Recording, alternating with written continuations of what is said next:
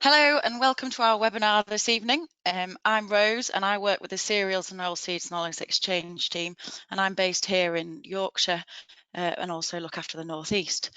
I will be hosting you for this occasion, so please sit back and enjoy, and I hope you've all got your cup of tea. So if we just move on to the first slide, please, Christian. Just a little bit about our Farm Excellence. The programme is about making real on-farm change. It's an opportunity to see the latest practical research, discuss the topical challenges facing farming businesses and learn from other farmers. It's our wide-reaching platform of now digital and on-farm activity and how we deliver information to and collect feedback from you, the levy payer. And the platform includes all 6 sectors of the AHDB. I'm also pleased this evening that we have Andrew with us, who's part of the pork team. It features a network of inspirational farmers, as shown on this map, who open their doors to others to learn, share and create new ideas. So if we move on to the next slide. If anybody would like any further information about how the network works or subscriptions and how to keep in touch, our team are more than happy to help you. So if we go on to those all important housekeeping notes before we get kicked off. You are all on mute this evening, so we can't hear you. If you're chattering away in the background, we've got no idea what's going on. Please, if you've got any questions, there's a chat box on the right hand side. Do pop them in. Don't be afraid of using this session to find out what you need to know and challenge our speakers today. These webinars are aimed to be as interactive as possible. So please put your questions in the box, like I say, on the right hand side, and there's no such thing as a daft question. The webinar this evening, it'll probably last just over an hour, to be honest. I think we've got 3 exciting speakers this evening. So once we've listened to their presentations, which I'm expecting to take about an hour, we will have some questions and answers following that. So I think we'll finish about 8:20. But if any of you have to leave before then, it is recorded. So if you click back into our website or onto the YouTube channel, you can pick up anything that you've missed. Basis and Naroso points are available. So the same again, please pop them in the chat box on the right hand side. If you add your details, so your name, postcode and membership number, Christian, who is very kindly lurking in the background and a massive support this evening, he'll pick these up and add you to the sheets. So all of these sessions, as I've mentioned, they are recorded and they will be available on our website and YouTube channel following this evening's presentation. So if we get kicked off then, I'd just like to introduce our speakers this evening. We've got Gary Shipley, who's our Huggate monitor farmer based here in East Yorkshire. Andrew Palmer, who I've mentioned already, part of the AHDB team, but what the Pork Knowledge Exchange team. And then Anne Bogle, who is a principal soil scientist in AHDB, involved in the research and development of policies on soil and nutrient management. Hope I've got that right, Anne. I'm sure you'll correct me later if I haven't. So if we get kicked off with this evening's presentations, Gary, we're going to start with you. Gary is going to set the scene for us this evening at Huggate Wold and tell us all about the evolution of the farm over this last year. Thank you very much, Gary. Hello, good evening. So yeah, welcome along. A bit of brief farming, where we are and what we do. So yeah, Wold Farm sits about 10 miles west of Driffield in East Yorkshire. We also sit about 700 feet above sea level here. So we do have it's been fogging at most of the afternoon here, which has been less than ideal. Yeah, we farm about 530 hectares of arable on a range of Yorkshire wolds, chalkland, some quite light, some quite heavy for woldland, I guess, before anybody else says it. Yeah, so usual rotation, winter wheat, winter barley, oilseed rape, then wheat again, then after that, second wheat or spring barley, vine peas and potatoes. Potatoes is fairly recent. I think we're on our 4th year of renting potato land, mainly because the peas have started struggling with fruit. We established most of our crops with, I say most, winter bar and second wheat gets ploughed. The rest is all mint. we are looking at going for. We do quite like the cleared and drill, but we're going forward. We'd like. We also have 100 hectares of permanent grassland and 20 hectares of woodland on the farm, tied nicely for extra things on the farm. We run 84 stabilizer cattle. We had a disastrous bulling time this time. The extra footpath activity and land being on the open countryside really didn't help the cause. So we're actually going to go down to 34 cattle this time, calving 34. We also run 150 gimmer lambs, mainly for the permanent grassland to try and keep ragwort under control. And new to this time, we have actually got 2,000 place pig unit put up. If you can see the straw barn with the red trailer under it, it's in the field on the opposite side of the tree line there. In there, if you walk the world, you might well walk past it. I'll go into that a bit more later. We're also in the higher tier. We've been in there since 2017. We're in HLS before that for 10 years. Who knows where that's going to go? There isn't enough information on that to see what we're going to do, really. We also have some renewables on the farm. We have a 100 kilowatt biomass boiler and also a 30 kilowatt solar PV, as seen on the photo. Yeah, it's a basic run through of the farm. If you'd like to go on to the next slide, please. So yeah, we have the pigs. This is the gross margin of the pigs. Why did we go for pigs? About 4 years ago, we did a feasibility study onto other enterprises we could have on the farm. We looked into bed and breakfast pigs and also free-range chickens for egg laying. We decided to go down the pig route because the sheds being fixed as a one purpose. We thought the pig sheds could easily be converted to something else. That was the main driver. Also, it took far longer for the payback on a chicken shed as what we thought at the time. And there's another thing. We obviously wanted the muck as well. That's why we went on a straw-based unit. We looked at slatted buildings, but felt that in a wet spring, the damage done by putting the slurry on won't be great. And also, there's myself and my father-in-law, Alec, who farm here. Alec wants to do a bit less, so I need to do a bit more in here in the office. So we really wanted an enterprise that would build up an extra man, really. Make space for someone. So there's now myself, an arable man, a livestock man / arable man. It just helps pay the way. Gives him something to do in winter as well. And myself, for some reason, I seem to find my way in there. For going back to the farmyard manure, we generally put muck on after rape, mainly so that it's well rotted into the soil for when it comes around to be second wheat. And we actually apply some digestate before the rape as well, just as an extra added little bit. But yeah, if you want to, I'll give you a chance to have a bit of a study of this gross margin. Yeah, pretty self-explanatory. Please feel free to pick holes in it. I won't be offended. But it seems to pay the way. I think if you looked at it with money sat in the bank, then well, actually, you're not going to make that money in 12 years on interest. So that to me says it pays for itself.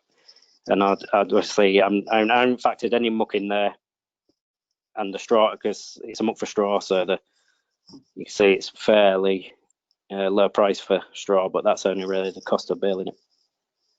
If you look actually at the bottom, return on investment, we put a muck shed up to try and safeguard us for the future. If we want to extend to up to 4,000 pigs, it's not looking like that's going to be possible because of the triple SIs in the area, with the releasing too much ammonia into the atmosphere. But we'll see. So yeah, payback is without that is sort of 11 years. We also put a borehole in as well, included in that 671,000. But yeah, I think that's all you can really say about the gross margin. It's on the top side. It's on the green, should I say, in the green. So it's not costing us any money in my eyes. Yeah, if you click on to the next one anyway. It was, this is just before harvest, a local field on the other side of the village came up for sale. So I quickly knocked this up. So the pig figures are actually on a prediction I did. So we didn't have, these aren't real life figures, but it actually it works out to be roughly the same return investment. So I think they're fairly accurate. But yeah, this hectare field came up for sale, and I worked out on borrowing money what would pay a better return on investment. Obviously, at the end of the term, you do have a field to sell at the end of it, whereas you're more likely to have a pig shed that probably needs a lot of work doing to it after 20 years. But I think it just puts a bit of context on the whole thing. Yeah, and that's fair to say. I think the more interesting things are coming later, really. So I don't really have a lot more to say, to be fair, Rose. I'm probably not quite into 10 minutes either.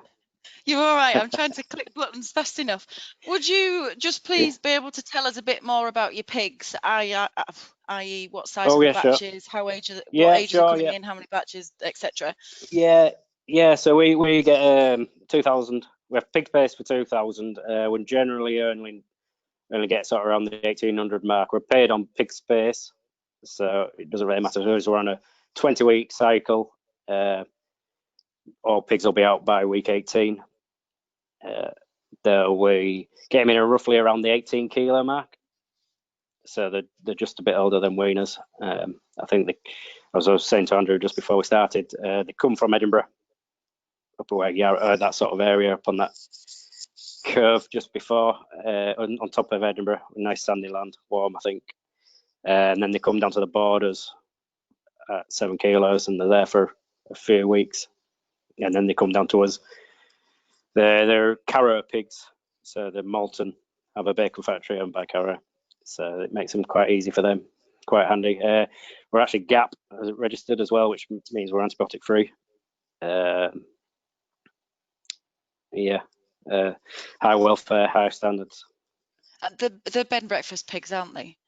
Yeah, sorry, yeah, the bed and breakfast pigs, we don't own them, thank goodness. And how many batches do you aim on having a year? We're a 20-week cycle, so we're just at 2.5 weeks, just over 2.5 batches, sorry. And do you have much in between cleaning out? What's the process? Weeks, yeah. So there's 18. So all pigs are gone by week 18.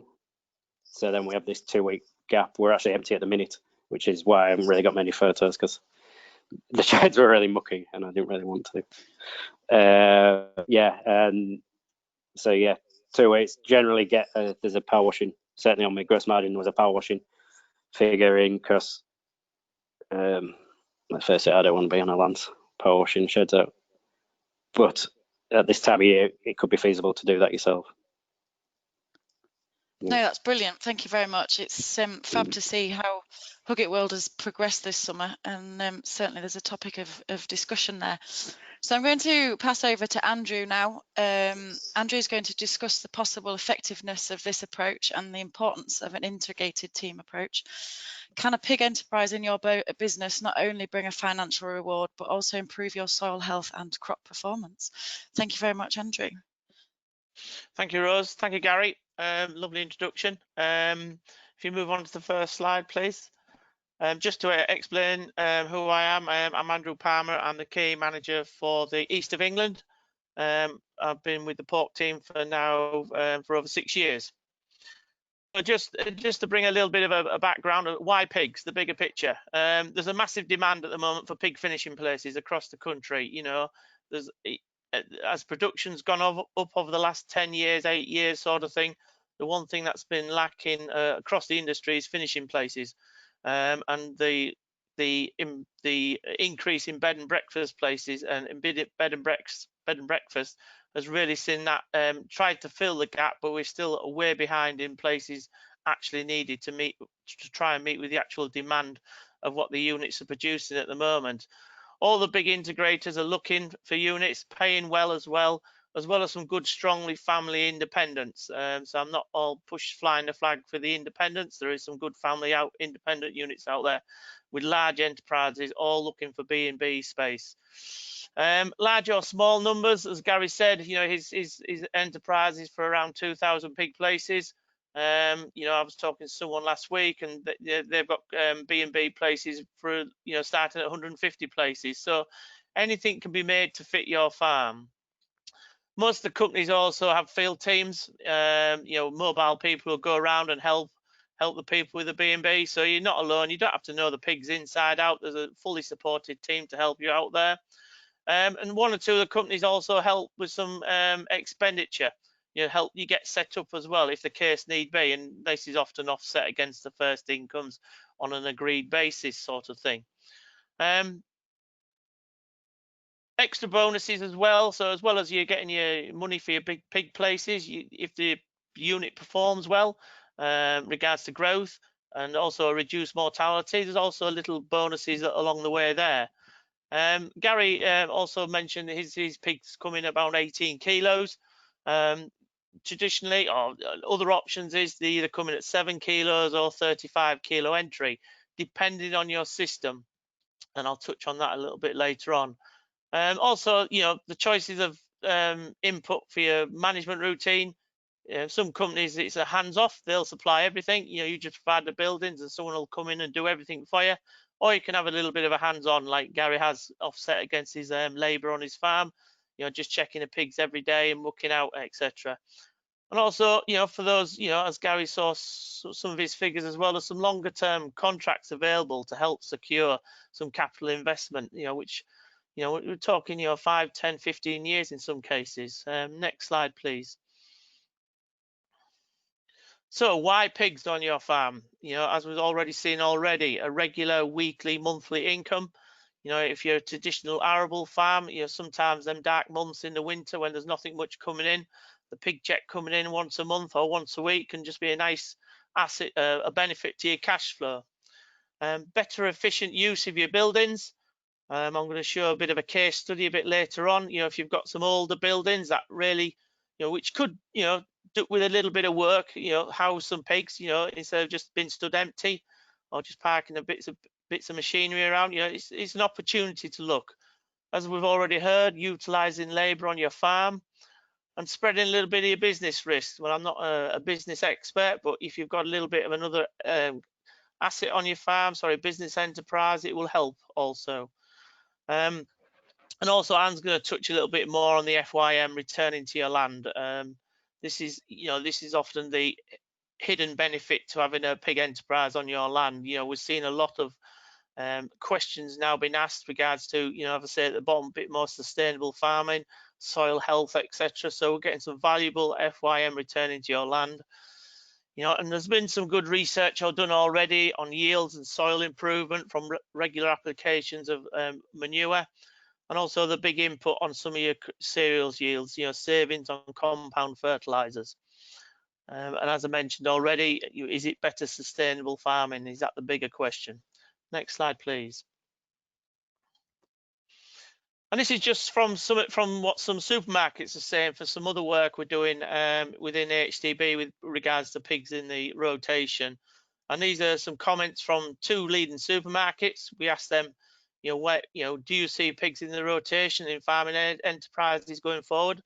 And as they're saying there, they're dedicated to ensure sustainable farming practices in place and continuous improvement in the sector. So your continuous improvement could be your muck just producing, improving your yields, etc., on your land. And suppliers are keen to see pigs in a wider rotation and see the benefits that it brings to other enterprises on your farm. So this is what we've already touched on a little bit already. Next slide, please. So setting up costs to factor in. Gary's did a brand new build there, but all the buildings or other buildings can be transformed. You've got to accept there's going to be a little bit of investment in these areas. And pens, divisions, some handling areas, sometimes water fittings, drinkers and pipes. Now water's always has been a key element of pig production and any livestock really, but we do a lot of work through the water on pigs, so the water's really got to be up to speed, etc. Feeding systems, troughs and bins. If you want to go down the fully automated route of pushing a button that fills the hoppers up all the time, or I've seen on some farms where you'll just fill it up with a tote bin and fill up with the forklift every morning, sort of thing. It all depends what sort of investment you want to put in and what fits your budget. Maybe the little bit of a downside, you just review your own farm perimeter security and boundary and gates. Not so much just we're seeing rural crime picking up and also, so maybe that's something you're already well up to speed on. But when you've got livestock on your farm, you maybe just have to go that little bit, one step up a little bit. Space requirement, I put 1.5 in there per pig. That's generous. That's very generous. But that number I've put in there is mainly sort of to future-proof it a little bit. We're maybe seeing the assurance schemes, new assurance schemes coming out, red tractor ones in the new year, and there's definitely going to be maybe a particular increase in space per pig from the original 1.1, 1.2. Also, you need some access for your feed lorries and pig transport. Arctics will be brilliant if you can get them in, and that would tick a lot of boxes with these companies, but it's not to say if you can't get an Arctic, your site isn't won't be used. We have rigid body transport, but all these little things feed into sometimes the price you'll get back per pig sort of thing, and I'll show that a little bit later on. The water boreholes, main supply, I've already touched on the water will have to be upgraded. We saw with Gary, he had to put a borehole in for his pigs as well. Excuse me. A little bit of a sideline, a biosecurity hut for visitors. One of the key things that's needed for a pig enterprise is some sort of an area where visitors can put on overalls, wellies, and sign a visitor's book. It doesn't have to be a singing old dancing hut, but even if it's an old stable, if it's an old farm, just something kitted out for visitors to come in. New build cost, that's rough. It's about 285 per pig place, and that's a brand new build. I'm not saying that's what Gary paid, but that's the figure I was quoted this week. And most buildings can be adapted to work, such is the demand. This is something I can't get over strongly enough. With the desperate for pig finishing places. So if you've got a reasonable building, most buildings can be adapted to work. Next slide, please. Now to the benefits and possible income levels. As I said also before, long-term contracts are available. Most of the building work can be done, setting up work can be done by yourself with own labour to help keep the costs down. As I've already mentioned, adaptations of existing buildings can be done to suit all budgets. A little bit of income level. Gary he gets his pigs in about 18-20 kilos. Generally, as a rule, there's two main lines of where pigs come into B&B, what we call B&B, 35 to 100 kilo ranges. So they're coming in about 10 to 12 weeks of age. And the price range there, now, I've put 65 to 90p per pig. Now, that's a wide range. I've tried not to be try to be general because there's a lot of factors that reflect that price. The main one being the different companies, but also other factors with the qualities of building, access to the system, depending on your numbers as well. So it does vary, and each company will have a different way of paying and a different amount as well. And then the other avenue, 7 kilos to 110. which they're generally in for about 16 to 18 weeks. And price ranges, it sort of averages out the same even if you do it either way, anywhere between 15 to 18p per pound per pig for time spent on a farm. And again, you know, bonuses on top of that, but also on this particular system, if you're bringing them in at 7 kilos, the pens just need to be a little bit more adaptable to suit the small pig, because the small pig management is just a little bit more I won't say intense, but it's a very critical stage other to when a pig comes in at either 18 or 35 kilos. So sometimes the pen design or the type of the building just has to allow for that. And also, as I've already mentioned, additional bonuses for growth and performance and lower mortality. Next slide, please. Case study, you know, everyone likes a case study. Large farming operation, 5,000 acres, had redundant grain stores, not fit for practical grain store usage, either too small, too big, or didn't fit the size of the trailers that went into the sheds anymore. So they fitted it out with gates, water equipment, etc. They provide the straw and the removal of the muck during the occupation. And currently they're doing 4 batches a year. Now the next line says only three batches, because that's what they're budgeted for. Three batches a year, 1,500 pigs, bringing in around £40,000. But such is the demand, the company that pushed 4 batches through. So the income has gone up 12,000 in 1 year because of the demand for finishing places. So that, you know, so you can put everything in place regards to budget, but that's showing the demand is there. FYM production for this farm is just shy of 1,500 tons. So, you know, the value of the muck in terms of MP and K has been worked out at £200 per hectare, spread at the rates of 25 tons per hectare. Next slide, please. And these just to show some of the buildings. The centre one at the bottom is one of the traditional old style dome metal grain stores, which were brilliant when they first came out, but the concrete was starting to rot a bit of the metal at the side. And also, you know, with the height of the shed, trying to tip a 15-ton grain trailer up in the middle of that shed, you barely get past the first ram stage on the trailer. So it's becoming impractical. And, you know, with large-scale combine operations, you know, they needed a fast turnaround. And the 2 top sheds as well are all grain stores as well, not really fit for purpose. And the top left is also the feed bin. So we've even got the bins coming down size now, so you don't have them real big bins taking over the skyline. You know, they've even brought these down just to try and fit in with aesthetics of units in case you're in a bit of a sensitive area. Next slide, please. And finally, this is my last slide. We just did some work this summer, even through COVID, which was great. And we tested some muck from 3 different pig farming systems. Now we have, where I come from, where I work in the east, we have a lot of outdoor units, and we have some outdoor finishing, and then there's also the traditional indoor systems, which is what we're talking about tonight. But what I just wanted to show here today was the variation in the muck samples of MP and K, the dry matter, and the application rates. Now I know Anne's maybe going to hopefully touch on this in a little bit more detail, but the message here is not all muck is the same. You know, you can look at a textbook, and no disrespect to RB 209, you know, it's there for a guidance, but nothing can match the actual physical testing of an actual muck sample. And that's it from me. Thank you. Thank you very much, Andrew. I think you've really highlighted an opportunity there. You don't need a new shed for every situation, and especially the spread of risk and utilising labour. And an FYM return. So following on from that FYM return that you've just mentioned, I would like to introduce Anne, who's kindly looked into the cost implications of using manure in nutrient management plans in the context of Gary's farm here, soils and rotations also.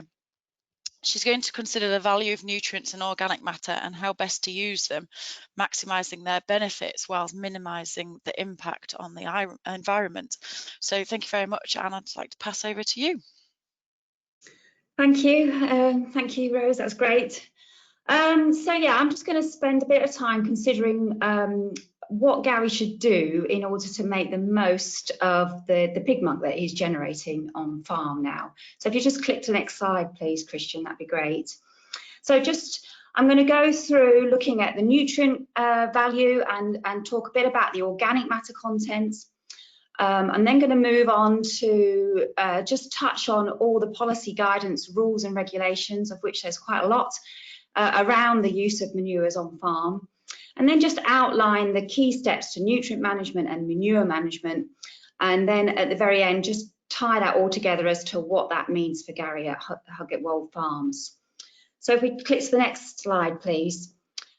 So as Andrew has already alluded to, organic materials are obviously a valuable source of nutrients. And this slide here just gives a range of different manure types applied at typical rates. And it looks at the crop available nitrogen, phosphate and potash contents and puts a fertilizer value to these different nutrients. So you can see for a pig muck using standard book values, it's the phosphate and potash that are particularly valuable, 216 pounds per hectare for that.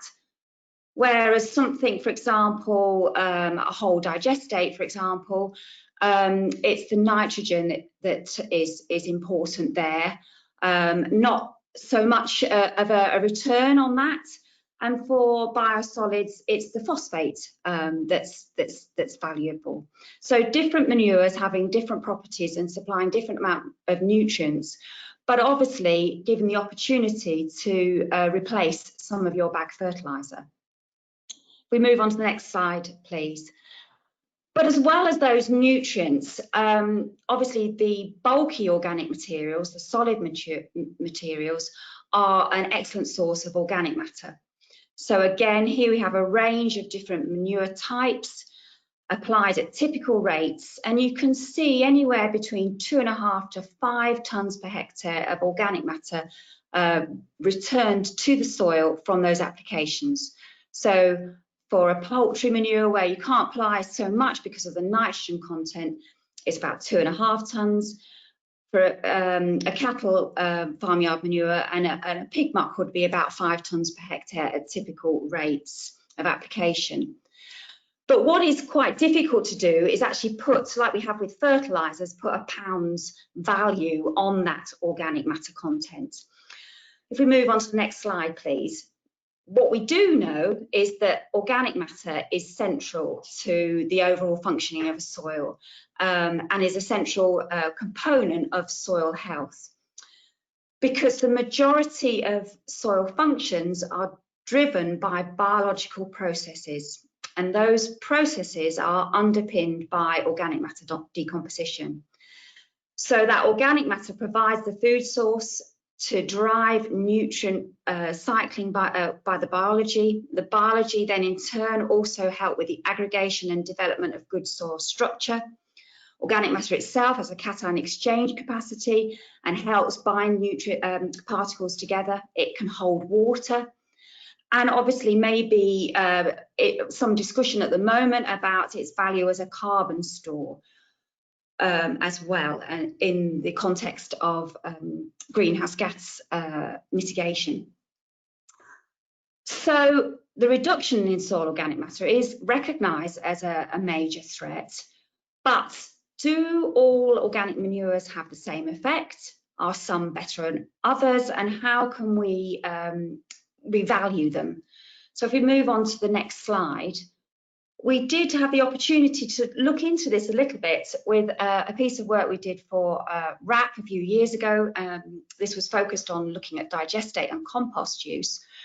But we had a number of long-term experimental sites where a range of different organic materials have been applied for a number of years. And we were able to explore the effects of these on a number of different soil properties. So this chart is just looking at the change in topsoil organic matter content as a result of these organic material additions. And I just want to focus your attention on the 2 big bars. So the green compost, which was applied for 9 consecutive years, applied 50 tonnes of organic matter, compared to the farmyard manure, and a couple of sites had Pig FYM, which supplied about 90 tonnes of organic matter over a 20-year period. And you can see that the change in organic matter was the same. So actually the green compost was able to build up that soil organic matter much quicker than the farmyard manure, because it's basically more stable. It had undergone its decomposition in the heap, whereas the farmyard manure is still undergoing some decomposition as it hits the soil. If we move on to the next slide, what we found was a slightly different pattern when we looked at other properties. So this is a measure of the microbial biomass, so the amount of microbes that are in the soil, basically. Again, looking at the percentage change relative to a treatment that didn't receive any muck. And you can see that the pattern is slightly different. Here we see a much bigger increase in that microbial pool where we'd applied the farmyard manure compared to the green compost. Green compost had an effect, but it wasn't so great as the farmyard manure, even though the organic matter contents were the same. So what we can see there is a difference in the sort of decomposability and how it influenced soil biology. And this did have a knock-on effect on soil physical properties. So we saw better water holding capacity, for example, in the farmyard manure treatment.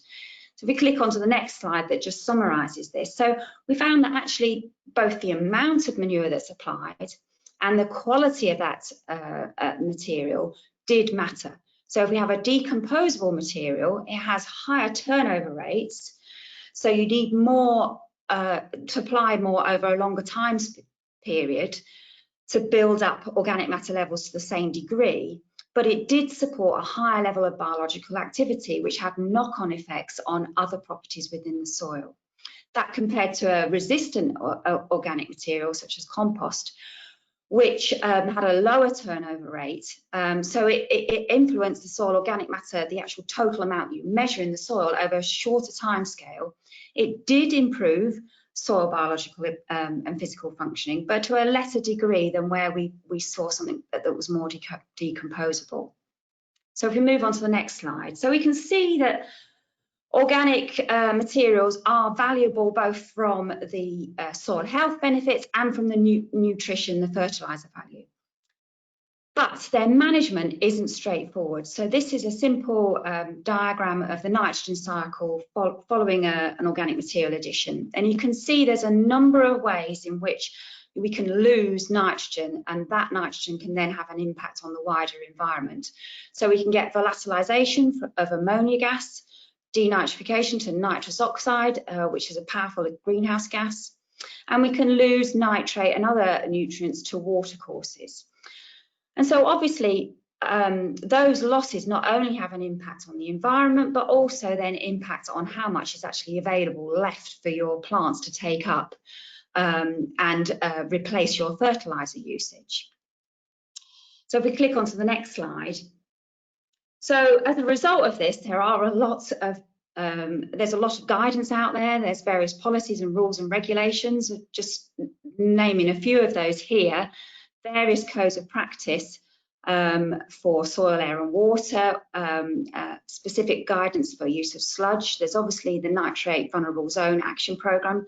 So Gary's in an NVZ, so strict rules though are there over timings and amounts of organic material applications that you can make. RB 209 has good guidance on how to use manures. And then most recently, we've got the Clean Air Strategy and the Code of Practice for reducing ammonia emissions, as well as the farming rules for water. So I just want to say a little bit more about those most recent documents. So if we click onto the next slide, which talks about the Clean Air Strategy, this was published last year and it covers 5 of the most damaging air pollutants. So ammonia, particulates, nitrous oxide, sulfur dioxide and volatile organic compounds. And for agriculture, it's the ammonia that is the most of issue because it has impacts on human health. It forms particulates once it gets up into the atmosphere, and it can be then also redeposited back down onto the land and cause eutrophication. So Gary mentioned those sensitive habitats that are around the farm. There could be a problem from ammonia, from nitrogen deposition back down as a result. And so in 2016, our emissions were about 290 kilograms, and the government has signed up to legally binding reductions of almost 50 kilotons by 2030, and a pledge to reduce this nitrogen deposition. So if we move on to the next slide, we can see that DEFRA, next slide, Christian, please. Yeah, thank you. DEFRA are going to regulate to reduce ammonia emissions. So this is there's going to be a requirement to put covers on digestate and slurry stores, a requirement to rapidly incorporate solid manures and solid digestate on tillage land, so as soon as possible after application, and to use band spreading shallow injection equipment for slurries and digestates. So quite a few implications for the use of materials on farm. If we move on to the next slide, we can just see why these things are coming into place. So on the left-hand side, we have a chart just showing the ammonia emissions following application of slurry or digestate. You can see that their emissions are pretty much immediate. Within the first 12 hours, you're losing most of your ammonia, but also showing the difference that band spreading can have compared to broadcasting. So the solid lines are broadcast and the dotted lines are band spread. You can see you could get a significant reduction in those emissions by using those low emission spreading techniques. It's expanded more on the chart next to it, just shows the benefit of using trailing shoe and then shallow injection for both digestate and cattle slurry in terms of the amount of nitrogen that is lost as ammonia. So if we move on to the next slide, please, which just touches on what the farming rules for water are. And this basically states that applications of both fertiliser and manure need to be planned in advance, and they must meet the soil and crop nutrient needs and not exceed those levels. And planning must take into account where there's a significant risk of pollution, and you must, there's a requirement now for soil testing at least every 5 years. So if we move on to the next slide, please, which now with all that in mind, how do we manage manures and in our farming system? So first of all, basically, what does the crop need? RB209 gives us good guidance there. What's in the soil? Account for what's in the manure, and then top up with any bag fertiliser. So if we click to the next slide, please, which just shows what we need to do about soil testing. So on a rotational basis, every 3 to 5 years, obviously there's a requirement that at least every 5 years you need to do this. For pH, we're targeting a pH of 6.5 for arable soils. And for the phosphorus, potassium and magnesium, index 2. So for phosphorus, we see that actually we don't get a response to applied P above index 2 for grass and arable, index 3 for maize and veg and potatoes. And this chart basically just shows what happens. That we've got along the bottom, we've got Olsen P in the topsoil, and the grain yield response as a result of those changing P levels. And the area in green is index 2, and you can basically see that when we hit index 2, we don't get any further increase in grain yield. But as the P concentration in the soil increases, when we get above around 60-ish, so index 4, 5, we start to see a significant increase in P runoff. So at those levels, we should not really be applying muck to fields that are at those indices. So if we click onto the next slide, So in terms of making the most of the manure nutrients, essential, as Andrew sort of alluded to, we need to know the nutrient content. We need to know what's in the muck in order to be able to account for it. And it's not only the total nutrient, we need to understand what is crop available, particularly in terms of nitrogen. And then when we manage those manures, both when they're in storage and in your spreader, to minimise those losses so we can maximise what is available for the crop. Spreading accurately and evenly, so again we know exactly how much we've applied, and building that into the nutrient management plan. So if you click onto the next slide, please. So in terms of knowing the nutrient content, RB209 has average figures, and they're good to have as a guide.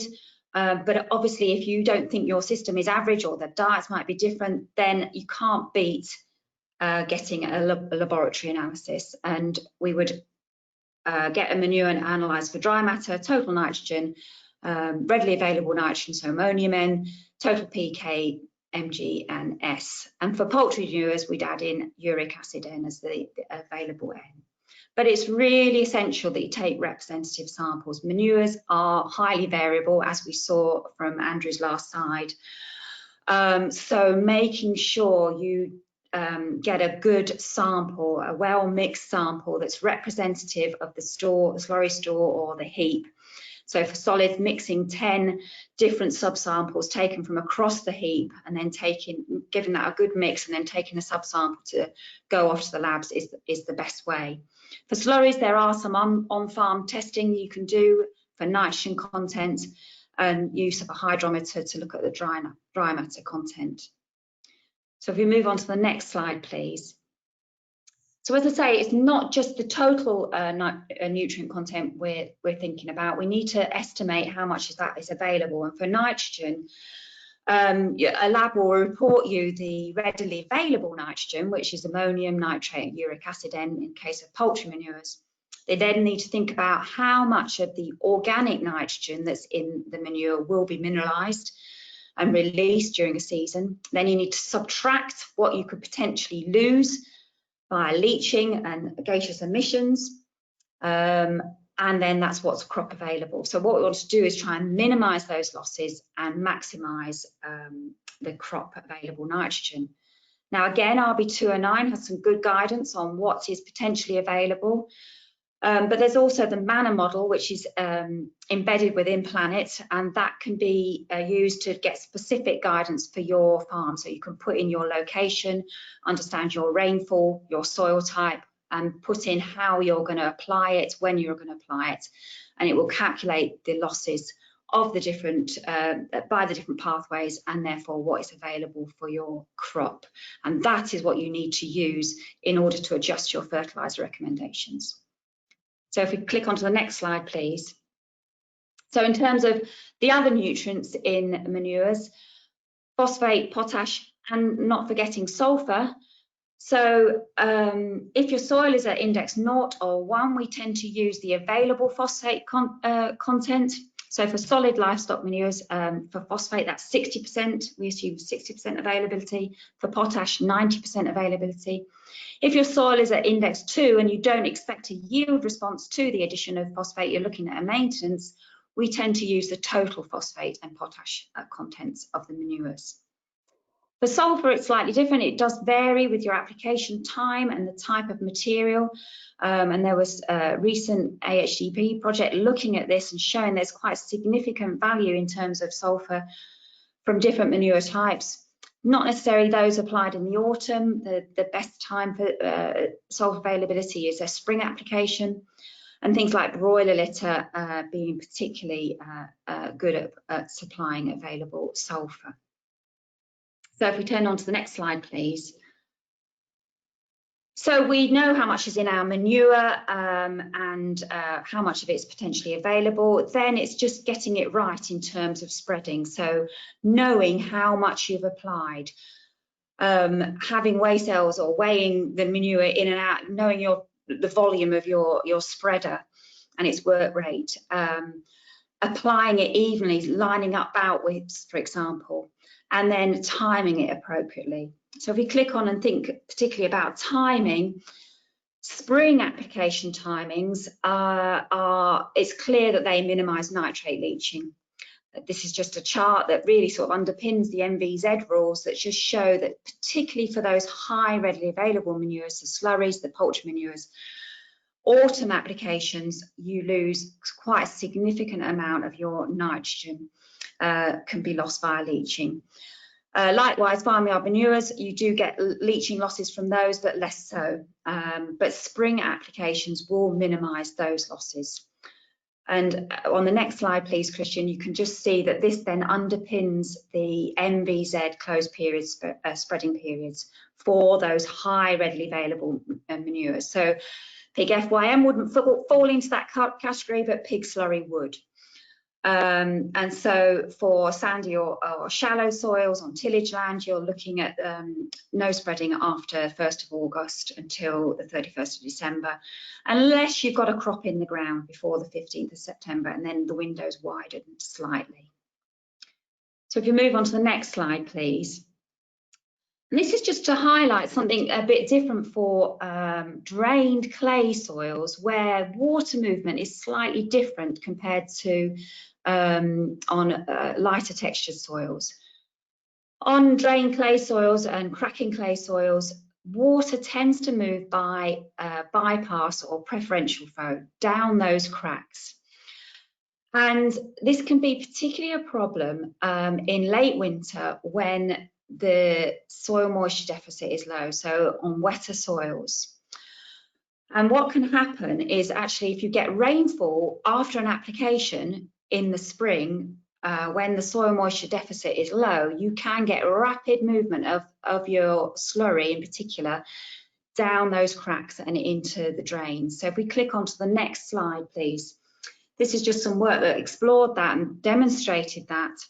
This is looking at phosphate losses, dissolved phosphate in the drainage water. We saw a similar thing for ammonia men. And you can see that where we applied it in the autumn or summer, we didn't have an issue, but where we had a spring application and it rained shortly after, we saw a spike in phosphate and ammonium following that application of slurry. And if we just click through, you can see the impact on the colour of the water coming out of that drain. Very visual, that the slurry is basically just going straight down those cracks and hitting the drain. So applying slurry to drain clay soils when the moisture deficit's low and when you know it's going to rain afterwards, if you can predict that, it's likely to result in elevated concentrations of ammonium N and phosphate, which has implications obviously for water quality. So clicking on now to the next slide, what does this all mean for Gary on his farm? So he's already gone through his rotation, largely cereals and oilseed rape with a spring bait every 6 years, is that right? Shallow chalks largely. He's had all his fields recently analysed, and so this is just a snapshot of the phosphate and the potash and the P and K status, sorry, of his soils. So you can see actually they're fine, they're index 2, 2+. And actually his organic matter levels between 5 and 7. We'd be probably looking at, well, an average for Gary's soil to be about 4% organic matter. So actually that's not too bad, an organic matter content across the farm. Obviously, straw is largely removed and he's in an MVZ. So if we just click through, what can we do with the muck? Where should we be targeting muck on his farm? Well, obviously, potentially ahead of responsive crops, potatoes, for example, particularly have a potash requirement. Put oilseed rape, they have an early nitrogen requirement. Your pig muck probably won't supply much there. But particularly fields with the low PK status and organic matter content. So targeting those index 2 fields and the 5% organic matter fields. And where he's removed straw, so straw will remove about 5 kilos of phosphate, about 40 kilos of potash, and it will remove also about 2 tons per hectare of organic matter. So we click through to the next slide. So we had some pig muck analysed a few weeks back. I hasten to add this was fairly fresh muck, so probably not typical of what Gary would be spreading. But actually, so having said that, the nutrient content, the total nutrient content, NPK-S, is actually very close to what RB209 would say for a pig muck. So what I've done is I've actually run the manure model, assuming an autumn N application, 25 tonnes, and that estimates that 12 kilos will be available for the winter wheat of nitrogen, so not a lot. So the fertiliser value really is from the phosphate and the potash, a little bit of sulphur, and you can see it comes out at about £126 per hectare. I've also put the organic matter content down. We had that analysed, and it applies about 5 tonnes per hectare of organic matter. So you can see that he's removing straw, removing about 2 tonnes per hectare of organic matter that would have been if he incorporated soil, but he would apply about 5 tonnes per hectare. This is fresh muck, so actually in terms of what happens to that organic matter when it gets into the soil, you'll probably lose about 2/3 in decomposition after application within probably a year or two. So next slide, please, just to sum up really, I think, yes. So just to summarise, I hope I've shown that organic materials are really useful things to have on farm in terms of fertiliser replacement, but also adding organic matter, which is essential to healthy functioning of soils. But there's lots of things to take into account in order to appropriately target their use, maximise the efficiency and the use of those nutrients, and obviously comply with the regulations. And that's me done. Thanks, Rose.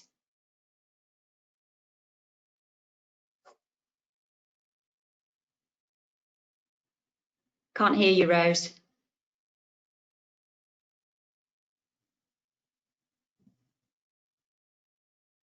Is that my speakers love bailing out halfway through on me? Is that better?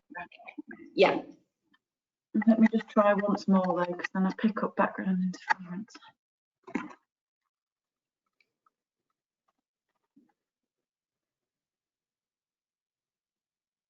Are we going now? Yeah. Yes, we're back on. Okay. Modern technology. Don't you just love it? If I could please welcome our speakers back. Andrew, are you there as well? Yes.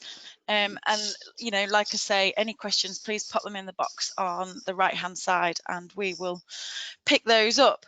So just to get kicked off actually, and probably slightly going back to the beginning of the story, Gary, questions for you.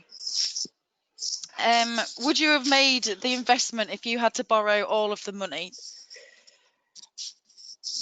We probably maybe wouldn't have gone to 2,000. I think 1,000 pig places probably would have been more in the remit if we had to have the risk of borrowing the money. But same Scott, I think there is always the scope of that steady income coming from the pig check every month to help the bank manager keep him happy. And then following on slightly, is there a risk of your eye being taken off the ball regards the arable side of the farm and the attention to detail being compromised? And then following on, sorry, lots of information here, but I can go back again. Pig margin, is with your pig margin in, is your arable margin down? Right, so firstly, we certainly put a lot of emphasis on the men we employ. Our arable man, he's been here a lot longer than I have. He knows what he's doing. We liaise with our agronomist pretty regularly, keeps his eye. Alex still kicking about. He knows he knows more about this farm than most people will ever know.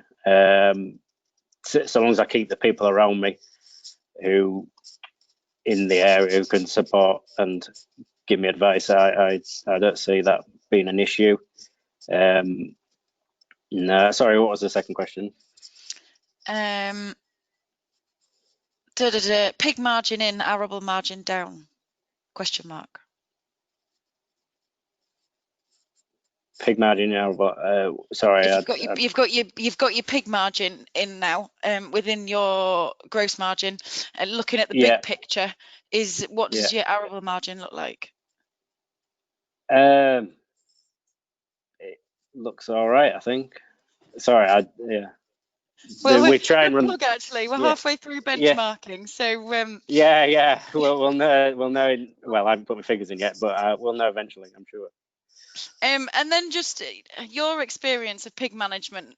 Where have you got that from, or have you had to learn? Sorry, I should probably say I'm married into this farm here. My background is livestock. My dad was a dairy farmer. We sold out dairy in around 2000 and converted the sheds into pigs then. We got up to around 55,000 bed and breakfast places before I got given the golden ticket, shall we say, and got asked to come up here and try my hand at arable. But yeah, so that's really where my experience comes from, dealing with pigs back at home. And then if we go back to your actual gross margin figures that you did show earlier, in the original figures, it showed £25 per month office time. They say management time in the office is worth £500 per hour. And we've had this conversation before, haven't we, about the £10 jobs and the £100 jobs. Does it really only take you 3 minutes a month office time to manage the pigs? Actually, sat in the office, yes. It's literally stamping the check when it comes through the door. I've allocated mine and my man's time down at the pigs within that 3 hours a day. It includes all of the paperwork that is required. We obviously have a quarterly vet visit. You generally show him where the pig sheds are, let him wander around. Showing him the vet book and all of the associated things he needs to see. That's all sort of allocated in within the 3 hours. And then Gary, Andrew, I'm not 100% sure. Can you discuss briefly about IPCC, i.e. above 2,000 pigs? What are the implications, etc.? I'll give Gary a rest. I'll give Gary a rest on this one. So IPPC permitting, or EPR as it's now called, it's a regulative figure that's been brought in where sites above 2,000 finishing places, i.e. 2,000 pigs above 30 or 35 kilos, can't remember, required the sites to be permitted. Same with breeding operations, it's over 800 sows if I remember rightly, and which the site has to have a environmental license really, and it's a little bit more expensive. You've got to dot the I's and cross the T's regards to dirty water and clean water, and all of the regulations on that. So it is an expense for larger operations, and that's why you probably see a lot of these new bed and breakfast units that go up tend to hover just a shade under 2,000 pigs, so they don't have to go over that threshold of 2,000 places. That brings them into the IPPC regulation number. Brilliant, thank you for explaining that one. Anne, a couple of questions for you. Which arable combinable crop would you suggest would see the most benefit from an application of pig wire FYM? That's a difficult one. Really, I mean, we're looking probably from pig for looking at the phosphate and potash, not the nitrogen so much. So really, actually, you'll probably want to look more at your soils, so not what crop. You probably want to actually look at what soil nutrient status is and target those fields rather than the crop. So, you know, potatoes obviously fancy, you know, if they've got a potash requirement, then yes, but for an arable crop, you'll probably want to target the field rather than the crop, if you know what I mean. Yep, thank you. And then how does FYM incorporation fit with reducing soil erosion?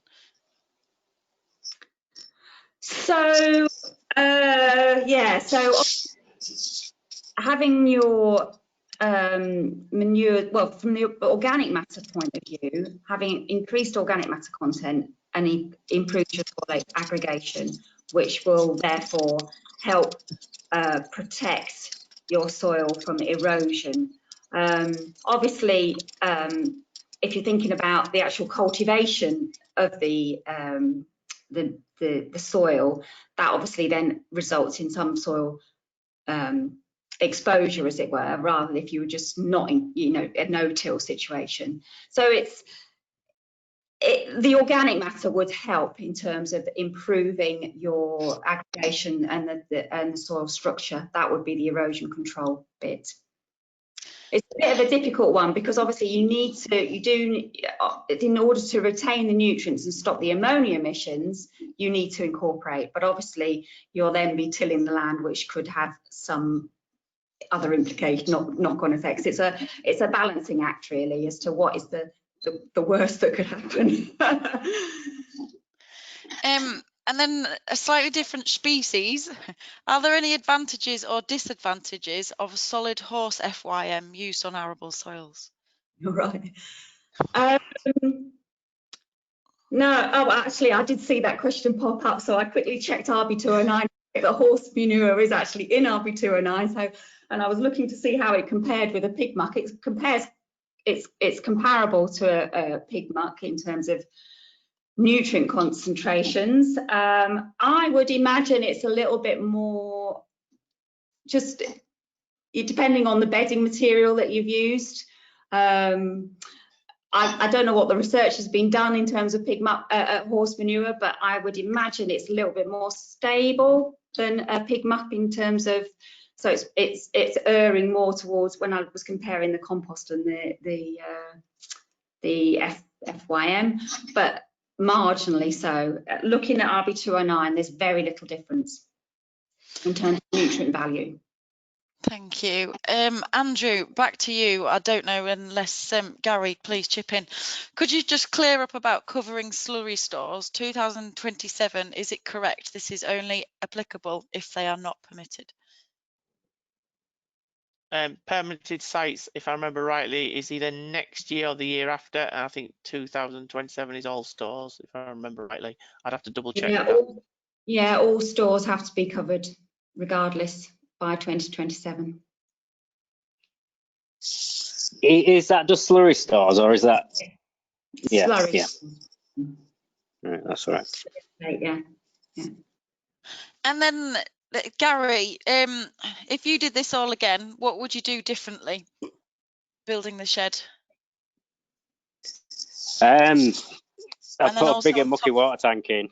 Well, I was just going to say, on top of that, are you dealing with any slurry and dirty water as well? So the pig sheds have sort of a clean end and a mucky end. All water drains that are back out the mucky end onto a muck pad that drains then into a tank. I put a 32 cube tank in, thinking that would be big enough. Unfortunately, either there's a lot of water spilling from me nipple drinkers, or it's certainly not big enough. Yeah, we're emptying it about once a month at the minute. Just looking at, we haven't tested it. I personally think it's mucky water, so I think it doesn't have a close period. Correct me if I'm wrong there. If ever anyone can speak in, that's more than. But yeah, I put a bigger mucky water tank in. No, I think the sheds themselves. We looked at a few. They're very much a kit shed for the guts. We went to a company that has done plenty of kit sheds, plenty of pig sheds, should I say, and designed by a big grower, should I say. So yeah, they're pretty good sheds. Hopefully they'll last for a while. Andrew and Gary again, what options exist for better integration of arable with livestock, i.e. utilising homegrown materials into livestock on farm, and how does that help the sustainability of the farm enterprise? So if we're talking about miller mix, homegrown miller mix, and feeding your grain into your pig rations, it can be done. There's no reason why it shouldn't be done on an enterprise. If you did go third-party B&B and you want to feed your own crop into it, it maybe have to come to some arrangement with the company you're dealing with. You maybe do a return load of corn on their delivery of feed or something like that. But if you was an operation where you actually bought the pigs yourself and fattened them yourself and had your own miller mix, and you took the risk of the pigs, then you just put your own ration in and just use a nutritionist to help you formulate the ration. Yeah, that's what I would suggest. Yeah. Yeah, well, I know there's a big grower around us that's growing a lot of rye now. He's moved from wheat to grow rye to put in with his pig mix. Looking at the cows, I just look at maybe some soy, maybe for soya or something like that. But I don't think we're quite in the right area. I don't have the right climate for growing soya. So we'll see. I guess sort of outwintering cows, I guess. But anyway, that's off topic. It's something I thought about in the past. But yeah, that's about as far as I've got with that. There's maybe another whole meeting there. So with the 3-ish hours per day labour requirement, how do you manage labour at harvest time? Does combining clash with the pigs, or have you found a creative way of making it dovetail? This time it was me getting up at 5 o'clock to get the pigs looked around and scraped out. But that was at drilling time. Harvest time, you are really going well, sort of 10 o'clock anyway, 9:30, 10 o'clock. We're fortunate that Alec was capable of driving a tractor this time before the pig man finished pigs. That worked out all right with combining, but certainly with drilling, we'll have to look at that in the future as a way forward. Obviously, it's a fairly big learning curve. At home, we were just pigs. We rented the land out, so we didn't have that issue.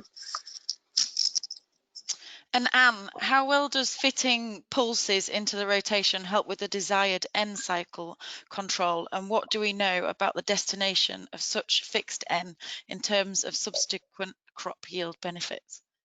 Do you need to say that again? Obviously, if you get pulses into your rotation, actually, the beneficent getting all your nitrogen from the atmosphere through N fixation is really beneficial for that. Obviously, that current crop, you'll have a high N residue going back into the winter. So obviously, you need to then think about winter management. If you're then going to go into a spring crop, you probably might put a cover crop in to make sure you don't lose that nitrogen. But no, definitely that is definitely a way forward. Diversifying the rotation to bring in some pulses to add some free nitrogen from the atmosphere, it is really good thing to do. Thank you. Just conscious of time now, I will ask a couple more questions and then we'll start to round up. Gary, how do you bed up and clean out your pigs? They look like small pens. Interested also in any drinker types that you'd fit in hindsight. Yeah, well, the sheds, they're 10-foot pens, 10 by 50 foot, and it has a central gantry with a roll bale down for bedding up. Yeah, so the nipple drinkers, back at home, the river flow drinkers, obviously just clean out obviously you don't have any pressure there.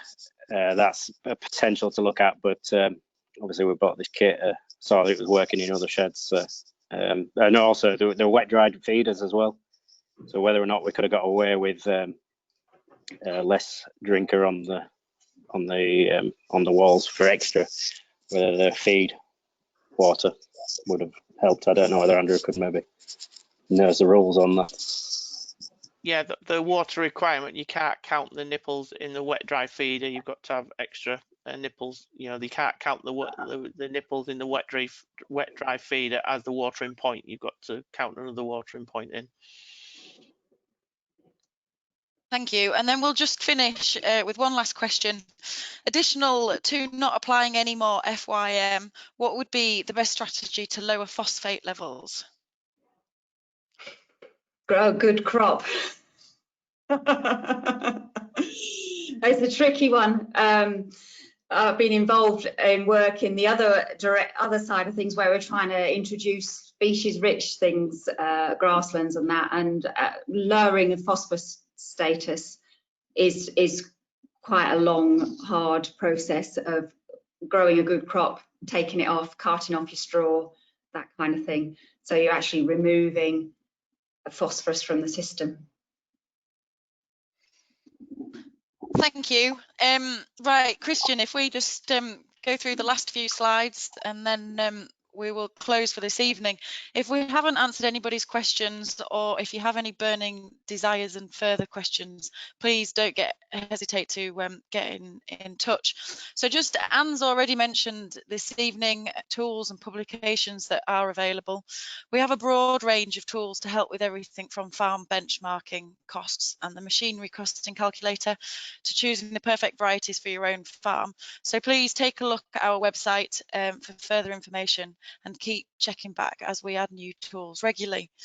If we skip on to the next one, for any further information on the subjects that we've covered this evening, please visit our publications page on our website. Alternatively, don't hesitate to get in touch with me if you struggle with anything. If we just go on one more.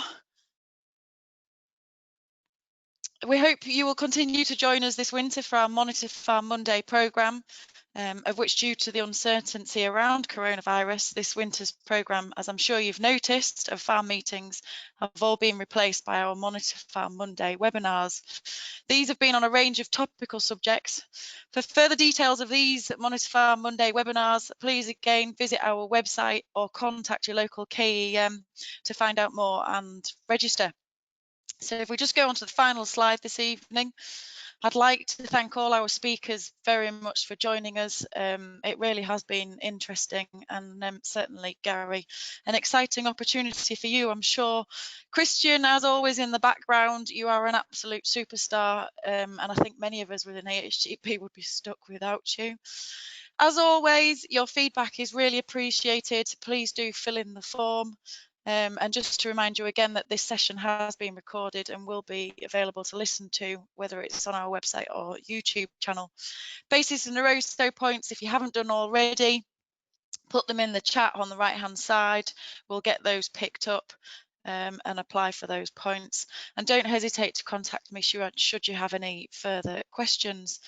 Our next webinar, Digging Up the Dirt on the Soil Health Scorecard, is on the 14th of December. So please, if you get yourself onto the AHDB website and register your interest there. But thank you all again. Gary, Andrew, Anne, thank you, and for everybody listening this evening. I hope you enjoy the rest of your night.